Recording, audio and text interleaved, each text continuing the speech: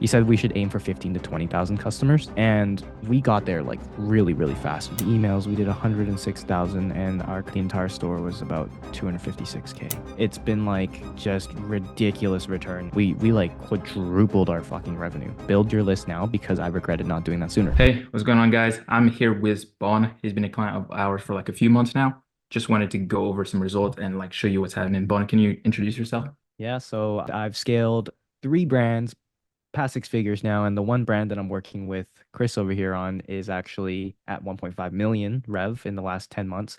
So Chris has contributed a significant amount to that. So I thought I'd hop on this call and for everything that he's done for me. So let's go through it. All right, for sure. So let's just go over revenue numbers just so we get that out the way and people know like what happened on the back end. But yeah, Yeah, let's just go over like some screen share of like Klaviyo dashboard, how much you made through emails. sounds good. I just requested here so that we can see that. And Should be so able to. I'm not even that familiar with the Clivio dashboard. The thing is, Hmm. like for those watching, Chris has literally automated everything for me. I haven't really thought about anything. I just throw money at Chris and he does the magic. So let me try sharing this. Okay. So for the time period of last month, September 2024, I'll hit a refresh real quick. We did through just the channel breakdown of the emails, we did 106,000, and our conversion summary of the entire store was about 256K. So Chris basically pulled in like almost 50% of the revenue of last month, which is insane. And I never knew that email marketing would be so fucking crazy, but apparently it is. So Yeah. yeah. I mean, this is a great combo. And obviously, like we did the emails, but you did a tremendous amount because we're going to get into that later. But you launched new products, Yes. you split tested the website a tremendous amount, and you made like a lot of changes. So definitely a team effort. But yeah, email performed tremendously. Cool. But yeah, let's just go over like the cost of it all because I remember like 10 minutes ago before we started recording, you shared that you don't even know what your No. Klaviyo subscription costed. No, for real. So I actually didn't even know I was spending money. I mean, partially because I don't really keep up with my bills much, but I see it as if anything's profiting, I'm not gonna bother even looking at how much it's costing me because it's profiting. And so Mhm. far, like it's been a no-brainer to the point where I wouldn't even have to hesitate it just because like ever since I started working with Chris, it's been like just ridiculous returns, and I just knew that it wasn't a problem I had to worry about, so I never did. Yeah. Yeah, for sure. And I mean, like the cost of email is so insignificant that every time I ask this question to brand owners, like, do you know how much we're even spending in Absolutely Klaviyo? not. It's like they don't know. Like even like before the call, Chris was showing me like where I can look at my billing because I thought ClipVio was free, but we were looking at it, and right now I have 20,000 customers, just shy of that at 19K, and I pay a monthly total of 375 bucks. And for 375 bucks, I'm getting 100K returns. So I mean, like, it's no brainer. And like, can you give more details as far as like, because I just talk about it a lot on the YouTube channel, and like, obviously, people, I don't know where they're going to end up watching this, but can you share a bit more details about behind the scene, how it's like to work with us? Yeah. So when I first started working with you, I think we just hopped on a couple introductory calls where I kind of broke down my business to you. And the thing I love about working with you versus everyone else, not even just talking about email marketing, just like other agencies I might hire for like Google Ads or something, right? Is you've picked up my brand knowledge really quickly. And that I feel like is actually a really important contributing factor to being successful in this Mhm. field. Being able to take clients and just understand exactly what their message is and what their brand is trying to push. And like my product is very complex. It's a tech piece that I'd never expect anyone to understand.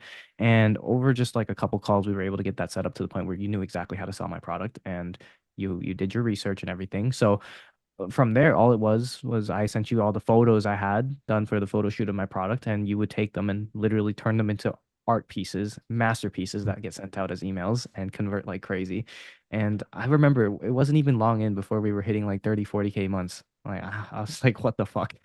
Yeah. And the crazy part was I never knew that email marketing was this important. So like I regret not like hopping on this sooner. And like, what made you change your mind, right? Because you thought it was not like completely necessary or that it didn't have that much of an impact. Like, Right. what changed that?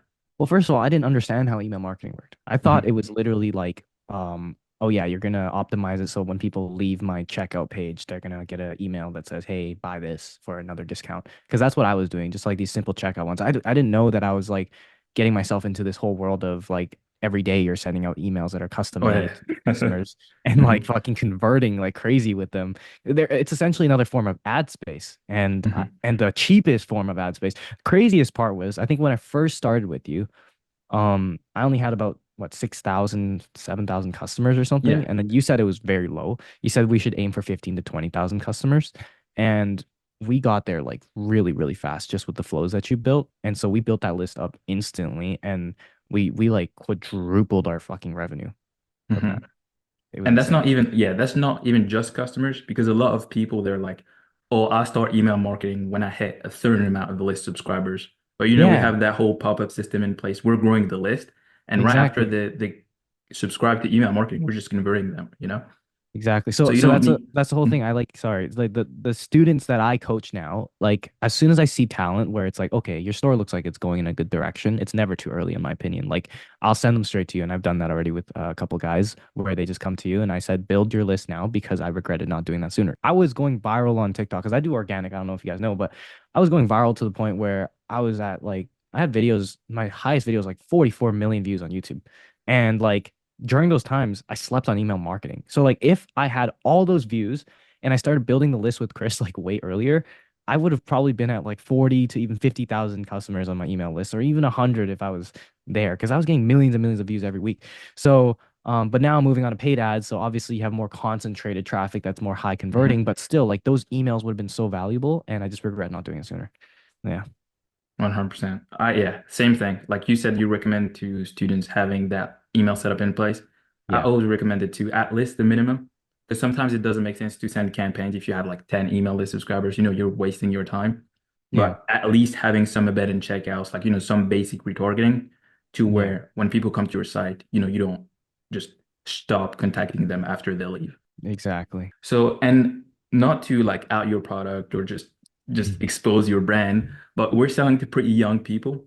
And Yes. did you have any concern as far as like if they would convert with email marketing? Yeah, so like I was very narrow-minded, narrow-visioned, because I always have this thing where I perceive things and I try to get into the shoe of the customer, but in moments like these, obviously I was wrong because I was like, I'm like probably able to see myself in the same shoes, given that I'm similar demographic. And I was like, okay, well, I don't feel like I would ever open an email and end up buying anything. So to me, it didn't make sense. But like I was surprised by the results, clearly. So it's a very huge bias that a lot of people might have simply because they don't understand how it works. And like for those that are watching, to quickly explain, it's literally like they go on your website and then there is like a discount coupon or something that's offered for them to type their email in. I'm sure everyone's seen that before. But what's special about this is Chris, he split tests which one's the best, which kind of discounts the best, which one has the best graphics that is more likely to lead to an email being inputted. And then he'll build a list with it and then create these crazy high converting emails to retarget these people that left their email in there. And as that list builds, you're literally compounding and just getting more and more sales from it every single month. And it kind of is like an infinite income stream that is very low cost. Yeah, and we get definitely got to talk about the last split test we made after this call. I won't share the specific details, but yeah, like just last question overall, like what would you say to someone who's like kind of on the fence or hesitant about like working with us? Well, I said it already. I'll say it again. Don't hesitate. Literally pull the trigger on it. It's like you're missing out on money. Like I get it if like you're doing organic or something, you think that it's fine, not a big deal because you don't have to optimize. Like Michael Bernstein, if you guys know the organic coach that I originally coached me, um, the whole thing is with people doing paid ads, you have to optimize for AOV and conversion rate and all that kind of stuff. But some people doing organic don't think it's important simply because it doesn't cost anything and they're making money regardless. But you got to see from a business perspective, there's always cost benefit analysis, and you have to understand that by not doing something, you're missing out on the money that you could be making. So even though it's not costing you in terms of you're not breaking even or whatever, you still could be making more money by just pitching some money down on something so simple like this. And like the crazy part is like you don't even need to do any work. Chris does all of it. I send Chris my photos of my product and it's I ask Chris like, yo, like let me know if like I need to send you more photos because I always feel like the photos I send are limited. And Chris somehow makes it work with like the fucking, I don't know, 20 photos that I give him. So it's insane. But Yeah, yeah, that's a crazy workflow to be honest. Just a Google Drive and we pull that out. Yeah. yeah. Exactly. But yeah, I mean, it was like great talking to you. If you that was kind of the last words, but if you want to add anything now, it's just now the time. Yeah, we're probably gonna wrap it up soon. Don't sleep on it. All right, you heard the man. Just like this, Ryan, if you want my help for your email, click the link below to start working with me. Like and subscribe if you want more of these.